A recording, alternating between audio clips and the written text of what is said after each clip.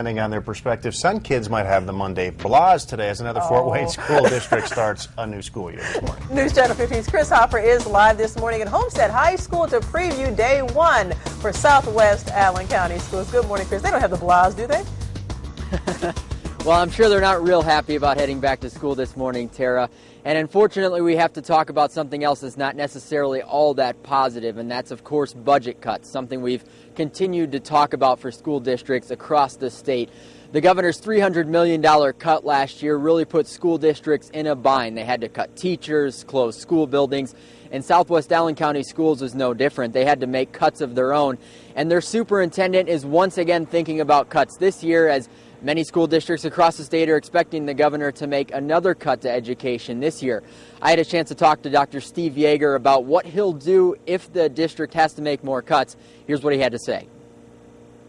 We have been preparing for the budget cuts. The district has been cutting budgets for a decade, and over the last decade they have reduced the budget by $3.5 million. The latest budget cut mandate from the state was $1.7 million, or 4.55%. We've been able to incorporate and instill that budget cut without cutting into the classroom. So we were able to refrain or keep from reducing any staff members in the classroom. We'll have to work closely with the Teachers Association. We have a plan in place.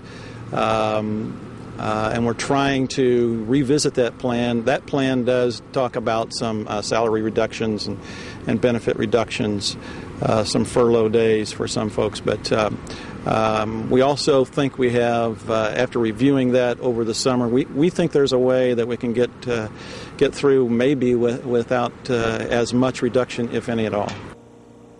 Now, on a more positive note, coming up at 6:30, we're going to be talking to the principal of Homestead High School about the excitement of the new year as the students get ready to show up on the first day. And that's, of course, coming up at 6:30. Pat and Tara?